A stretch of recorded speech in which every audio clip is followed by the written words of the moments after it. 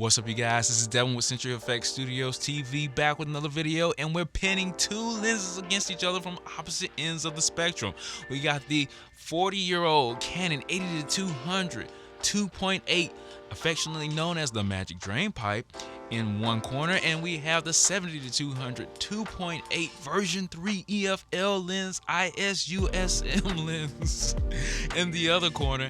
And that 80-200 was made like in the 80s, and this 70-200 was made like in the teens, the 20 teens, like 2018, 2019. So there's almost like a 40-year difference between these two lenses, but they're both EF lenses from the DSLR days, which means they're the older lenses. They don't make them anymore. They might still make the 70-200 version 3, but I'm pretty sure they moved on to the RF version. I'm not sure if they still make that, so check up on that. But you can still find both of these lenses on the market for next to nothing in comparison to a lot of their RFL lenses that are the new kids on the block.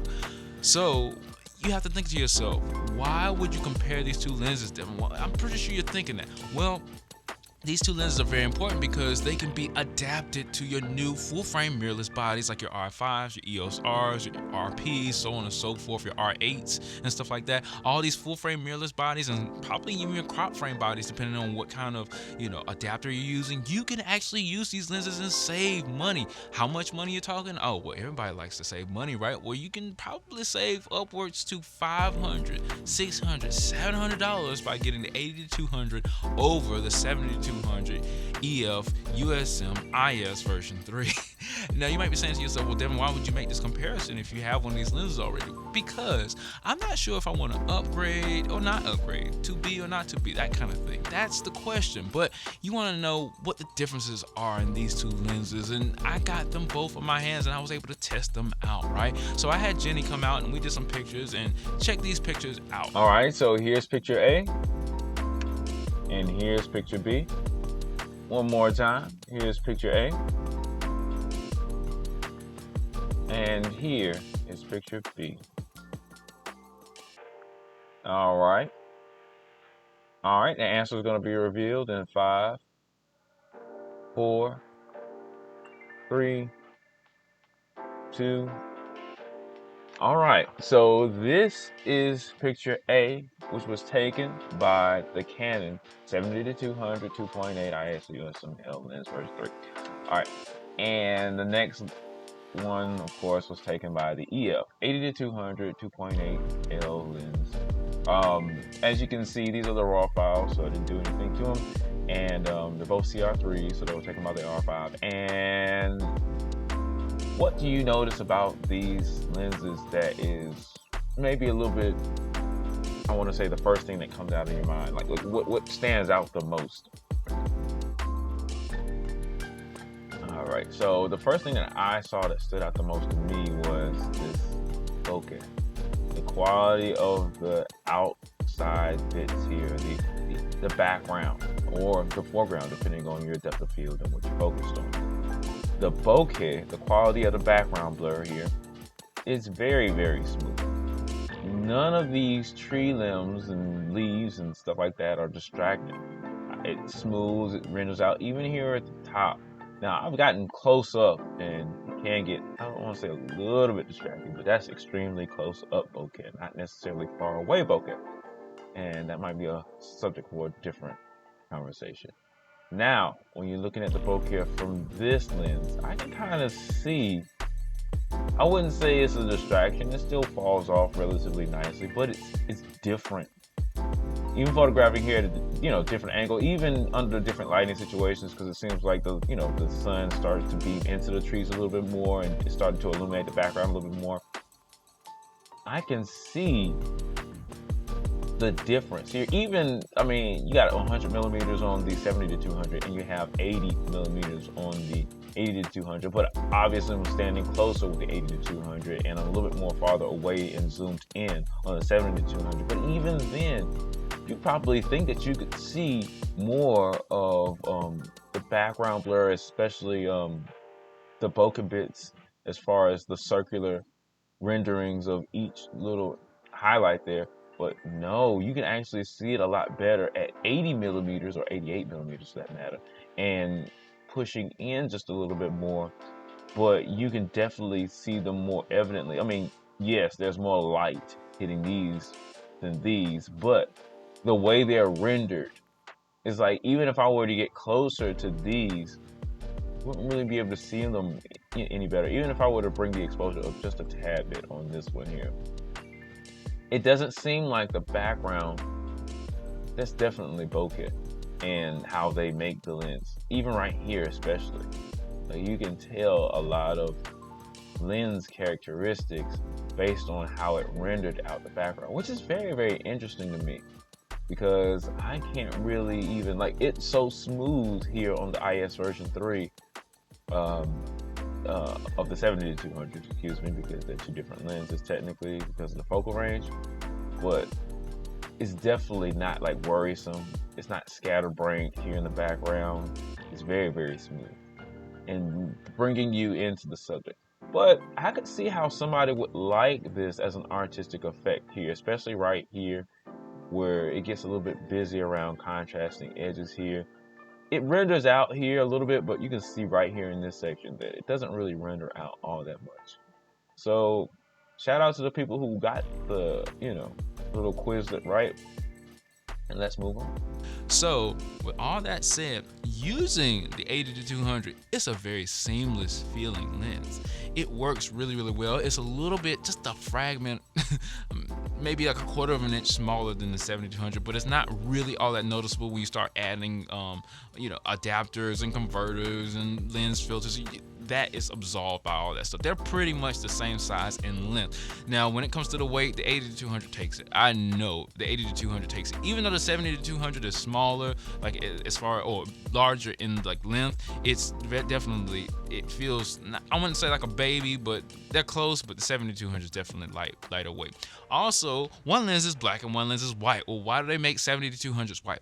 Because most people are using them out in the heat and different situations. These are meant to be workhorses, so they made the lenses white so it won't damage the internals and it won't heat up while you're having it in your hands in hot situations like the sun.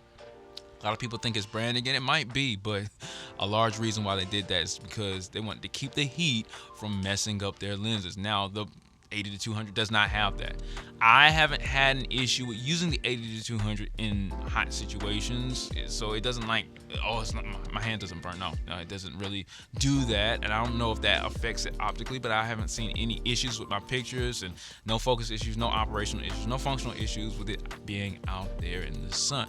The next thing you need to understand is that this lens is more electronic functional, the 70-200 over the 80-200. Why? Because you have eye tracking autofocus on a lot of these new mirrorless full frame bodies, and even if you're using like an old DSLR, you're going to get a lot more functionality out of the 70-200 while you're using it. For example, you have IS and better focus engines on the 70-200 2.8 version 3 because it's just newer. I mean, that just comes with time. You get better engines, you get better technology, but like I said, the 80-200 will stand in the ring with it. It's not that much of a difference in my opinion. Now, when it comes to eye tracking autofocus, the 70-200 2.8 version 3 does a lot better. When it comes to flaring, the 70-200 does way better than the 80-200. So all the new coatings that they put on the 70-200 version 3 is a lot better than the 80-200. It can be a make it or break it picture. So don't have the 80-200 in flare if you get it like directly up in the sun. Like, it's not going to work all that well. The 80-200 does make a little bit of a whining noise when you're using it. The 70-200 does not. It's really, really quiet. The only thing you can hear on the 70-200 is pretty much the IS. It's like a little.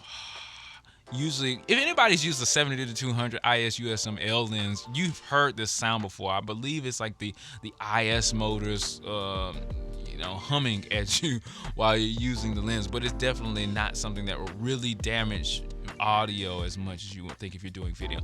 I also probably would not do video as much with the 80-200 millimeter lens. It's not the squeakiest lens on the planet, but it definitely is gonna make some noise. Especially if it needs to focus hunt.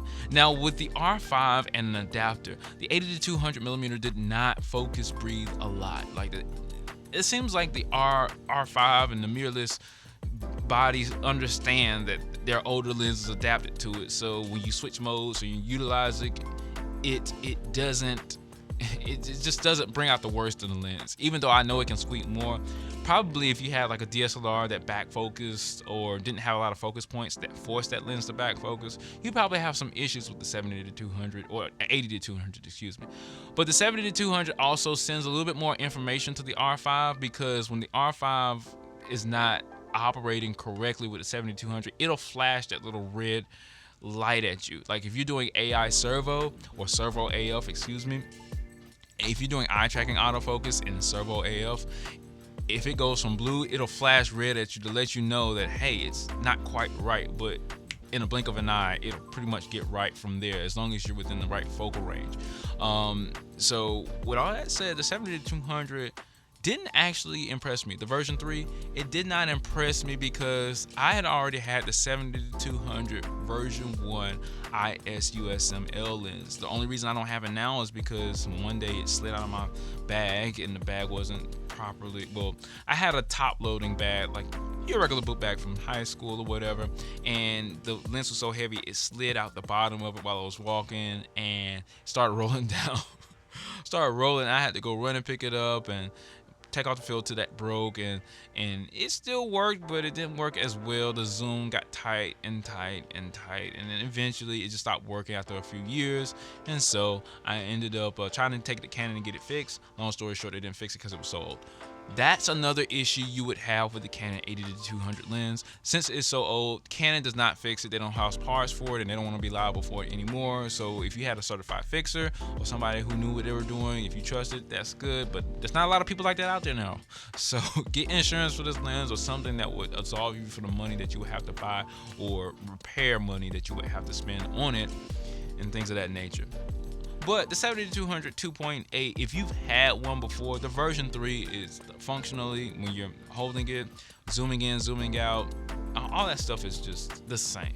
This essentially is the same lens functionally, ergonomically. The only difference is that when you hold up to flare, it doesn't flare as much, and I'm pretty sure it's just a tad bit sharper than the ones in the past. I wouldn't say it's nothing. It wasn't nothing excellent. Like I've shot with the Canon 85mm 1.2 RF lens, and that's one of the sharpest lenses on the planet. When you compare it to this 70-200, it's not. That 70-200 is not the sharpest thing on the planet. It's not terrible, but it's not. It's like lukewarm as far as getting the best sharpness out of a lens. Like you can get the 70-200 2.8 RF lens, and that one's the sharpest one I've ever seen. So like I think it really trounces on the version 3, and they weren't even that far apart when they came out. So that's a lot to think about, guys. But in the grand scheme of things, that's what I thought about these lenses. If it were me, if I needed IS, if I needed, I want to say, a lens that was more modern, that had all the bells and whistles, I would get the 70-200 2.8 version 3 if I had to. If I wanted the insurance to take that lens to Canon and get it fixed and then bring it back, I would get the 70-200 2.8 version 3 because it's younger than the 80-200 2.8 version X.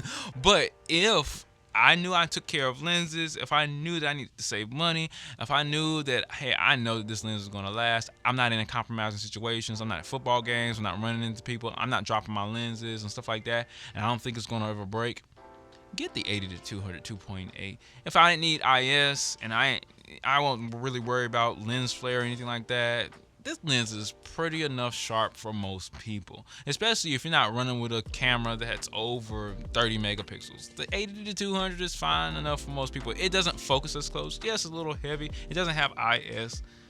But for the money, you're talking about like $400 to $700, like depending on where you get it from. Yeah, you have risks, but what's life without a couple of risks? I'm Devin with CFXTV. Thanks for watching this video. I know this is a little bit of a different feel when it comes to these lenses. I'm probably going to make another 70-200 video that kind of encompasses the 70-200 with the 70-200 RF, so the EF versus the RF version. But I messed up on the lens charts for the 70-200 RF, so I didn't really leave those in here because they were at high ISOs, and I was like, what was I doing at the test? But I'm still getting used to this stuff, guys, so support the channel. Links in the description below, and stay tuned for the next video.